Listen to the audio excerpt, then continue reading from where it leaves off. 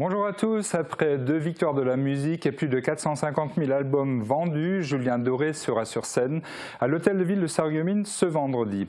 Un spectacle avec 7 musiciens, des cascades de la poésie, de l'humour et de l'amour, nous promettons. Avis aux amateurs. L'info à la une aujourd'hui, c'est Amnéville qui a mis fin à leur belle série. Les footballeurs sarregueminois ont été défaits en championnat de CFA 2 sur le score de 2-0. Les protégés de Sébastien Meyer n'ont pas montré la même énergie que d'habitude ni la même agressivité. Ce résultat et ce non-match, d'après le commentaire de leur entraîneur, s'explique en partie par le long déplacement qui attend les faïenciers. En effet, dans 2 semaines, comme les internationaux, ils prendront l'avion pour la Guadeloupe pour le compte de la Coupe de France. Un challenge dépaysant et motivant à la fois. Pour autant, cette échéance ne doit pas avoir un impact négatif sur les résultats en championnat. Et voici le sommaire de cette édition. Est-ce que vous voulez faire la fête? Venez chez Festivité. La la la. Festivité, Festivité, des idées toutes faites. Bonjour à tous, Mosaïque nous fait revivre la 7e journée de championnat de CFA 2. Le Sarreguemines Football Club s'était là s'incliner 2-0 à Amnéville. Nous ferons aussi un retour en images sur les principaux événements du week-end, et il y en avait.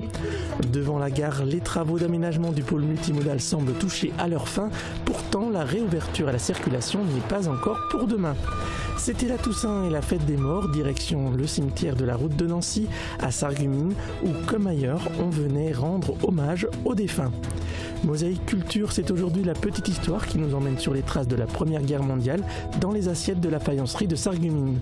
Mosaïque Divertissement, les jeux vidéo vus par Maxime, animateur de l'espace dédié à la médiathèque. Mosaïque Art Culinaire, Jean-Michel Gaillère nous fait découvrir une entrée pleine de couleurs, un filet de cabillaud aux asperges vertes.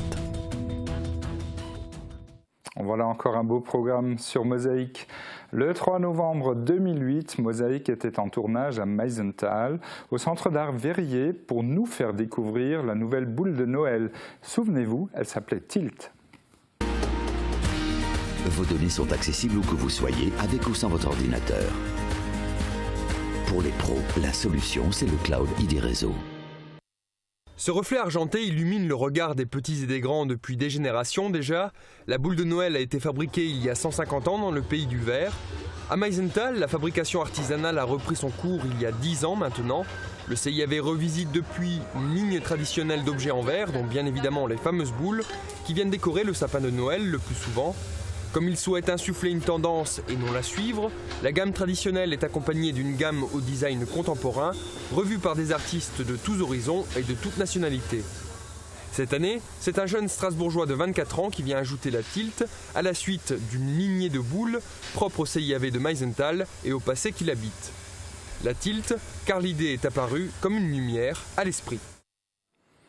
Et chaque année, le rituel revient au Centre international d'art verrier de Meisenthal, qui a repris la production ancestrale des boules de Noël depuis 15 ans. Mosaïque va vous dévoiler la semaine prochaine le modèle 2014. Après des jours exceptionnels, la pluie est revenue. Le détail des prévisions météo avec Sandrine. 34% des accidents du quotidien ont pour origine les loisirs et le jeu. Assurance accident de la vie, la sécurité par tous les temps.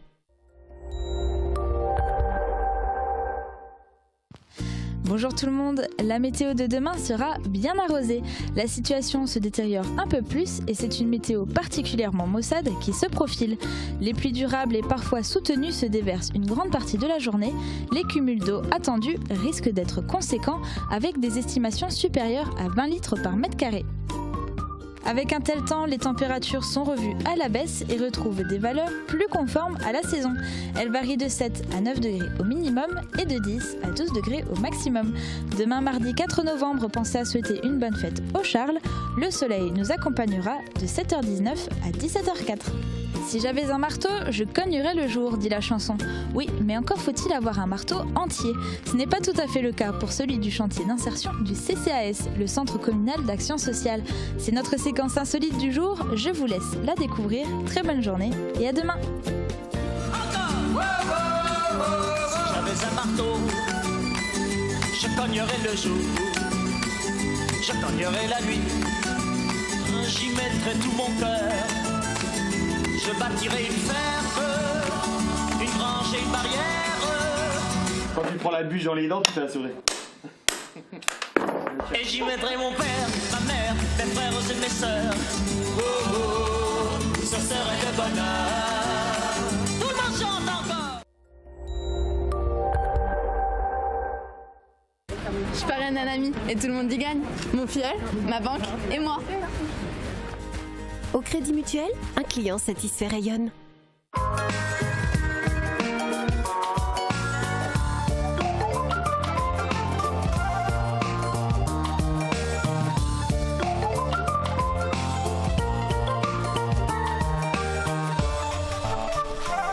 Mais entrez donc. Alors dites-moi, qu'est-ce que je peux faire pour vous? Je travaille pour le CIDEM. Alors là, vous êtes tombé sur l'homme qu'il vous faut. Parce que je suis très sensible à tout ce qui touche justement au tri. Je n'en doute pas. Je voudrais savoir ce que vous faites de vos piles usagées. Un instant. Justement, j'ai une boîte dans laquelle je mets toutes mes piles usagées. N'allez pas dire maintenant que je ne suis pas organisé. Hein. Et vous en faites quoi après? Bah écoutez, moi je les ramène au magasin ou directement au centre de tri. D'accord, et vous utilisez bien une batterie rechargeable pour votre téléphone ou votre ordinateur portable? Oui, bien sûr. Donc pourquoi ne pas utiliser des piles rechargeables pour tous vos appareils électriques? J'en utilise une dans mon réveil matin. Mais enfin, faut dire que ça ne dure pas aussi longtemps. Et en toute confidence, j'arrive au moins une fois par an en retard à mon travail à cause de ça. Vous savez que si on remplaçait toutes les piles jetables par des piles rechargeables, on éviterait la production de 330 000 tonnes de produits toxiques dans le monde. Ah, quand même.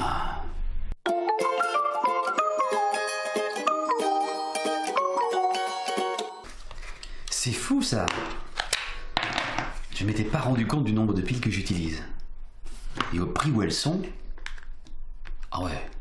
Ouais, avec des rechargeables, là je vais faire de sérieuses économies, ça c'est sûr. Oh, bah celle-ci elle est encore pleine de jus. Je la garde.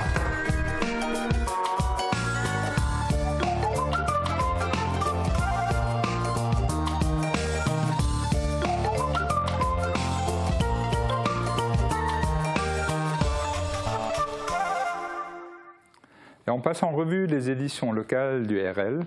À la une, il est bon d'entendre qu'il n'est pas trop tard pour maintenir la hausse globale des températures sous le seuil de 2 degrés. Mais pour cela, les émissions mondiales de gaz à effet de serre doivent être réduites de 40 à 70% entre 2010 et 2050 et disparaître totalement d'ici 2100, estiment les scientifiques. La Toussaint est un devoir de mémoire pour les familles, au-delà de la tradition, aller au cimetière, et l'occasion d'entretenir la mémoire de parents ou d'amis disparus. La saison 2014 du parc animalier de Sainte-Croix s'est achevée hier par un concert-spectacle nocturne et c'est un record d'affluence, 30 000 visiteurs qui ont poussé les portes du parc durant ces vacances. Et c'est parti pour le JT de Mosaïque.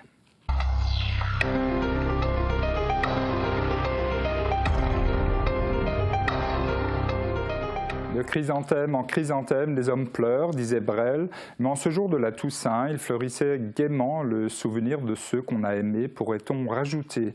Direction le cimetière de la route de Nancy à Sarreguemines, où, comme ailleurs, on est venu rendre hommage aux défunts. Reportage Marie-Laurène Atamaniuk et Jean Mirkel.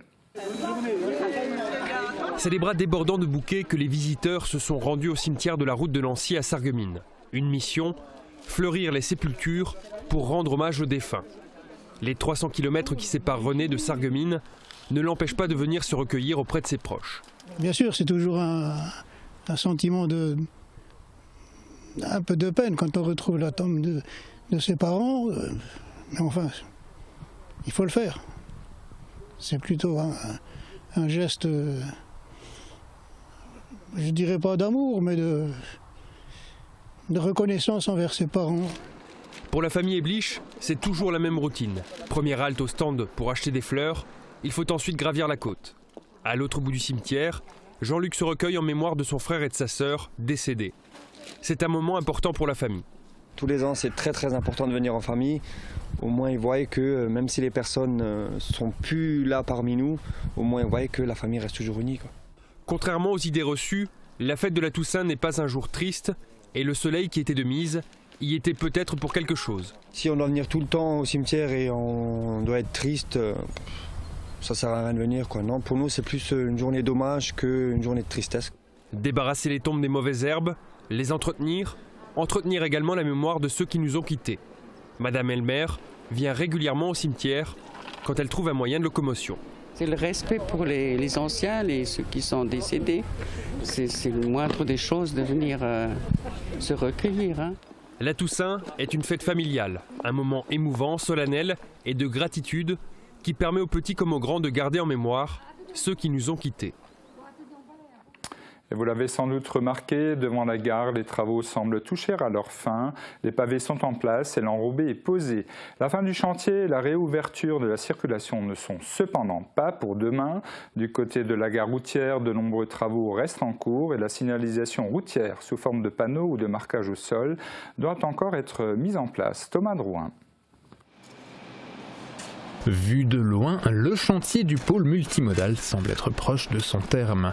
Les pavés, place de la gare, ont fière allure, les barrières, bien qu'encore recouvertes de bâches en plastique, sont en place.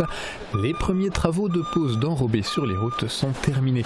Et pourtant, les ouvriers sont toujours à l'œuvre, notamment du côté de la gare routière. On approche de la fin du chantier. Les enrobés ont été faits sur la place, mais il reste encore à faire le marquage et plusieurs autres finitions comme la mise en place des espaces verts, etc. Donc tout ça ne sera fait que courant novembre, donc le chantier devrait être fini à peu près pour la fin novembre, début décembre. La circulation ne sera donc pas rétablie à la normale d'ici là. La réouverture des routes, par exemple, ne sera pas possible avant la mise en place des panneaux de circulation ainsi que des marquages au sol, une étape qui nécessite d'attendre après la pose de l'enrobé des routes.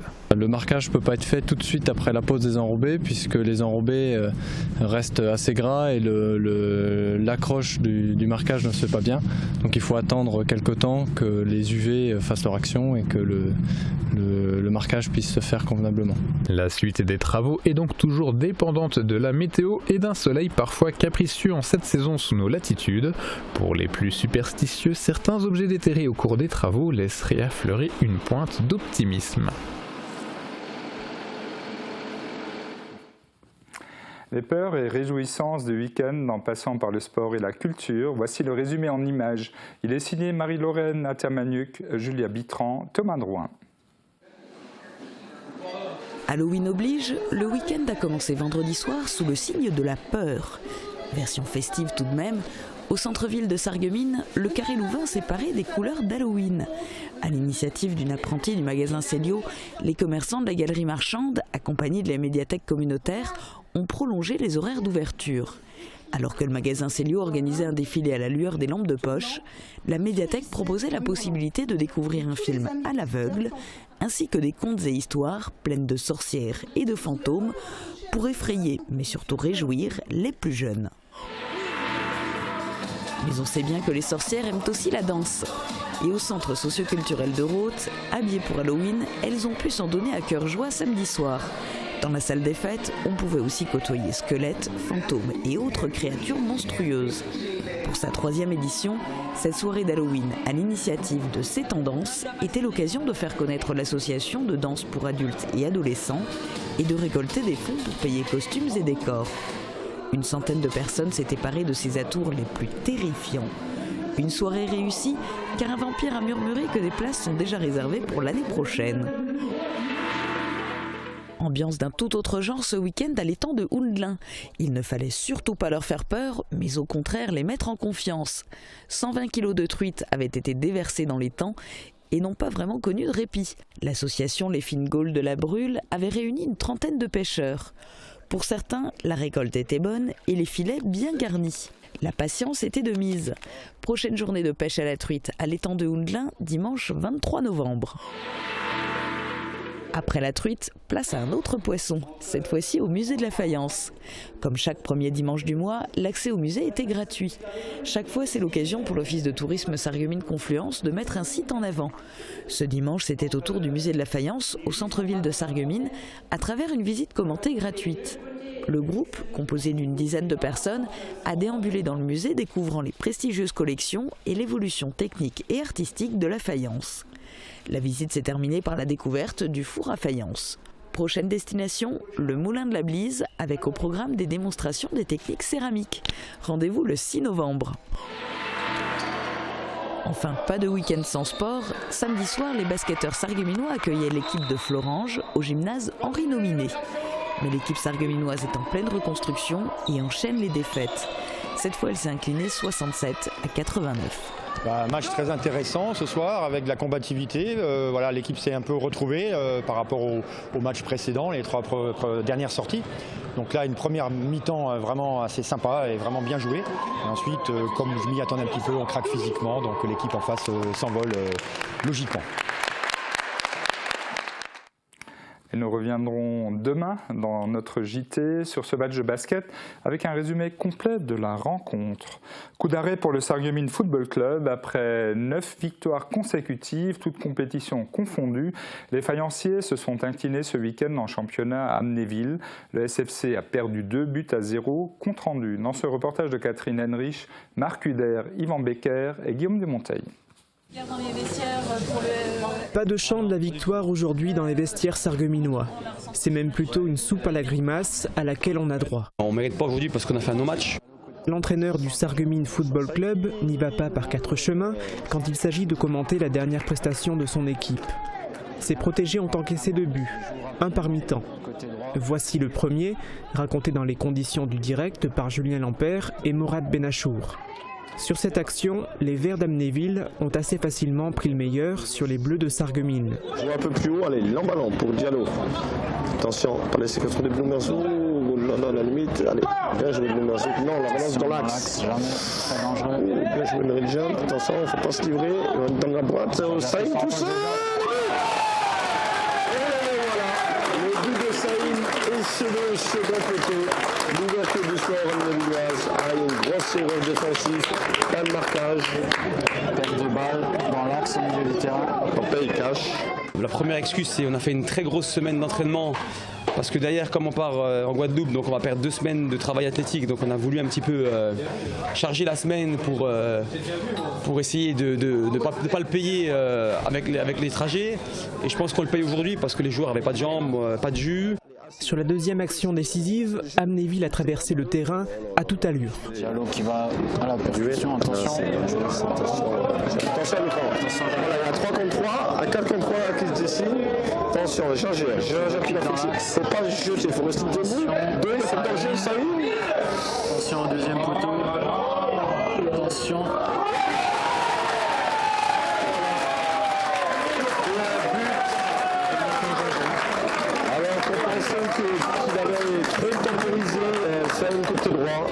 Je pense qu'il nous a manqué cette grinta qu'on avait sur les premières journées et qui aurait fait qu'aujourd'hui, même en étant mauvais, on aurait pu revenir à quelque chose parce que je pense qu'il y avait de la place. On n'est pas non plus contre un grand Amnéville non plus, je trouve. Le terme grinta se confond avec celui de combativité. Et les faïenciers n'en ont pas suffisamment fait preuve, contrairement à d'habitude. On a été absents dans beaucoup de domaines et dans beaucoup de registres et là il va falloir qu'on travaille et qu'on retrouve nos vertus surtout. Compte tenu des précédents résultats obtenus par les joueurs du Sarreguemines Football Club, on peut être confiant quant à leur capacité à rebondir pour renouer avec la victoire. Ils sont actuellement classés 5e de leur poule de CFA2. Donc, et à savoir, le SFC joue actuellement sur 2 fronts, le championnat et la Coupe de France. Et sachez que le prochain match de Coupe de France se jouera en Guadeloupe. Un déplacement long et plutôt exceptionnel pour les joueurs de Sébastien Meyer. On l'écoute. On prépare du mieux qu'on peut, on va essayer de faire un voyage à la fois placé sur le signe de la performance et puis sur le signe de la cohésion de groupe et puis on va essayer de faire quelque chose de sympa, ça peut être une belle expérience. Il ne faut pas que ça devienne très mauvaise par contre parce qu'il y a un peu un double tranchant donc on va voir. Il est vraiment déçu Sébastien. C'est la fin de l'info, restez avec nous, nous continuons avec de la cuisine, la petite histoire et ces jeux vidéo qui nous entourent.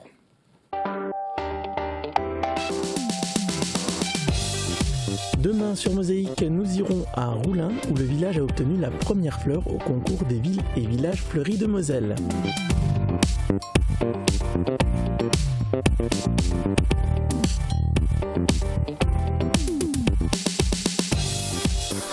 Dans Tendance Nature Animaux, nous irons à la découverte du ranch des bisons à Petit-Réderchin. En 2014, il y a eu beaucoup de naissances. En tout, 180 bisons y sont élevés.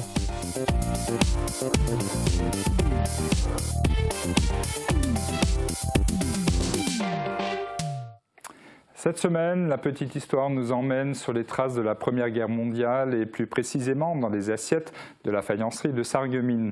Une production d'après-guerre qui évoque des événements marquants et rend hommage à nos maréchaux, comme c'est le cas dans cette première série.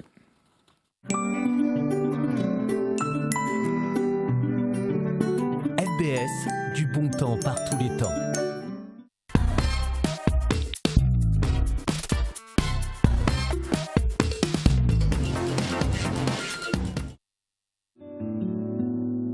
Dans l'inventaire des musées de Sarreguemines, cette série compte 5 personnages marquants de la Première Guerre mondiale. Foch, Gouraud, Clémenceau, Joffre et Pétain. 2 sont actuellement exposés au Simserhof. Une série décorative de faïence fine blanche où l'on a utilisé l'impression lithographique. Joffre a été avec ses troupes le vainqueur de la première bataille de la Marne en 1914. Pétain, lui, lors de l'édition de cette série dans les années 20, était, dans l'esprit des Français, le héros de Verdun.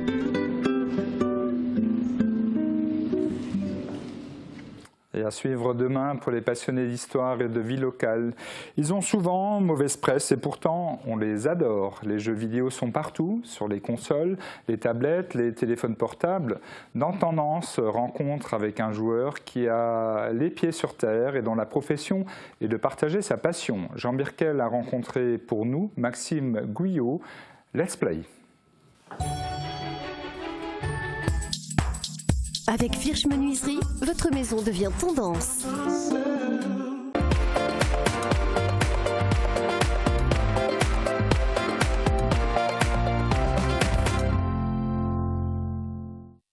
Bonjour, je m'appelle Maxime, j'ai 28 ans et je suis animateur du secteur jeux vidéo de la médiathèque de Sarreguemines. Oh non! Mon père était passionné d'informatique et j'ai toujours eu des consoles depuis ma naissance. Donc c'est tout naturellement que j'ai commencé à jouer depuis tout petit, à partir du moment où j'ai pu tenir la manette en main. Pour moi c'est un passe-temps exactement comme aller au cinéma ou lire un livre, ce que je fais aussi. Il peut très bien se passer 1, 2, 3 semaines sans que je touche à un seul jeu. Malgré le fait qu'il y ait énormément de gens qui jouent aux jeux vidéo à tout âge, en France et dans le monde, il y a toujours des a priori qui persistent sur ce média, comme c'est violent, ça abrutit, etc. Alors que c'est un des médias les plus diversifiés, les plus riches qui existent. Il y a tellement de genres de jeux, certains qui sont exclusivement basés sur l'exploration, la contemplation de paysages, ou alors des défouloirs, ou avec un rythme assez frénétique, et d'autres qui sont beaucoup plus posés, beaucoup plus tranquilles. Il y en a pour tous les goûts. J'apprécie particulièrement les jeux comme Assassin's Creed qui proposent un univers très riche, basé sur l'histoire, avec des reconstitutions du XIIe siècle ou de la Révolution française. Un jeu avec un minimum de recherche derrière. L'intérêt au moment où on a ouvert ce secteur jeux vidéo à la médiathèque, c'était exactement comme pour la lecture ou pour le cinéma et la musique, c'était de pouvoir proposer une sélection étendue pour le public. Et aussi l'intérêt c'est de se retrouver, parce qu'on pense souvent que le jeu isole et que les jeunes ne sortent pas, n'échangent plus, alors que je pense que c'est totalement l'inverse. Quand on joue à un jeu, on a envie de partager son expérience. Quand on a des jeux qui ne sont pas forcément traduits ou qui ont leur propre langage, parce que ça peut être en français mais avec un lexique qui est propre à un univers, les jeunes qui viennent ici, on va dire qu'ils vont devoir retransmettre, digérer l'info, la retransmettre avec leurs mots à eux.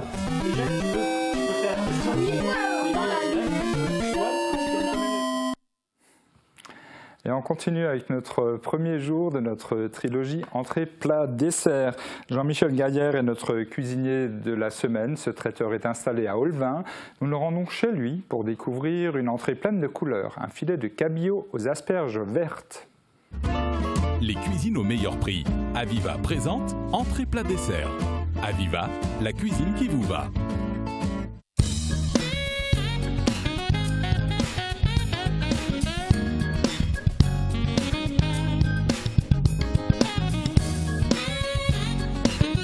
Bonjour à tous, cette semaine je vous propose en entrée un filet de cabillaud aux pointes d'asperges vertes, duo de tomates cerises et jeunes pousses d'épinards. On commence par laver les jeunes pousses d'épinards, à éplucher l'échalote, à couper en deux les tomates cerises et à éplucher les asperges. On fait cuire nos asperges dans une casserole avec de l'eau salée. 5 minutes de cuisson, pas plus.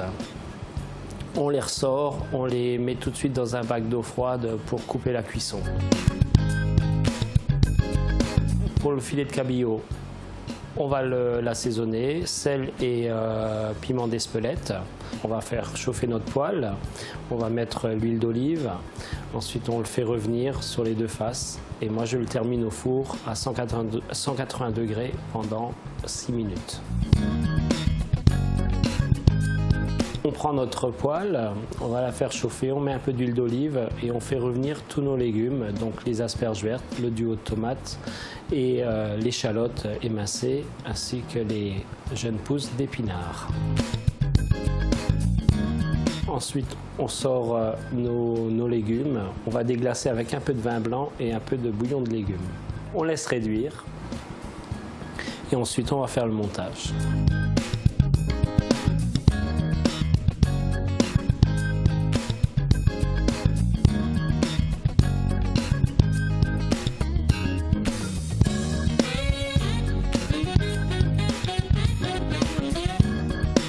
Un dernier conseil, le poisson ça n'attend pas, dès qu'il est cuit, il faut le consommer.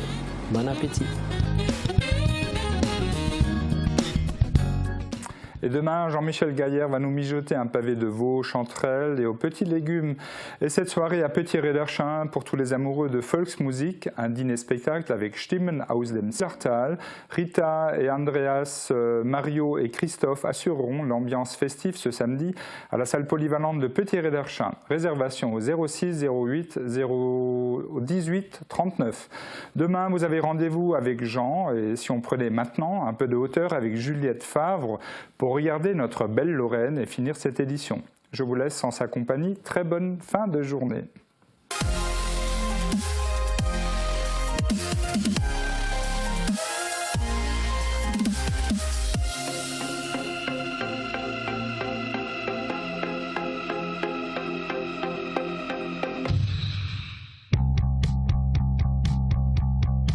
Bonjour, je m'appelle Juliette Favre, je suis directrice industrielle chez Essilor International. Je dirige précisément les usines des battants et de la compasserie à Ligny-en-Barrois, en Meuse. Aujourd'hui, nous nous trouvons à l'aéroclub de l'Est, dans le hangar de l'aéroclub, précisément au terrain de Nancy-Essay. Et l'idée pour moi, c'était de vous faire partager ma passion de la Lorraine vue du ciel, donc avec des ailes et des yeux d'oiseau. Quand on survole la Lorraine, en fait, on découvre toute sa diversité géographique, sa diversité de paysages, de villes, de cours d'eau. Moi, j'aime, parce que je ne suis pas originaire de la région, découvrir effectivement le cheminement naturel des voies d'eau, les canaux qui ont été rajoutés, comment ça traverse les villes et les montagnes, les ouvrages d'art. On découvre aussi tout le tissu industriel. Nous sommes issus d'un tissu industriel ancien, plus d'un siècle et demi pour notre activité, et nous développons aujourd'hui de nouvelles activités en lien finalement avec l'évolution du marché européen, du marché mondial. On est au cœur d'un bassin qui a un énorme savoir-faire et sur lequel on peut s'appuyer, et on est idéalement placé finalement pour distribuer en Europe, étant donné qu'on est sur les routes de passage, en particulier avec le Grand Est. Donc nous sommes aujourd'hui, je pense, dans une région qui a de forts atouts pour son développement, en particulier européen, mais aussi au-delà de l'Europe.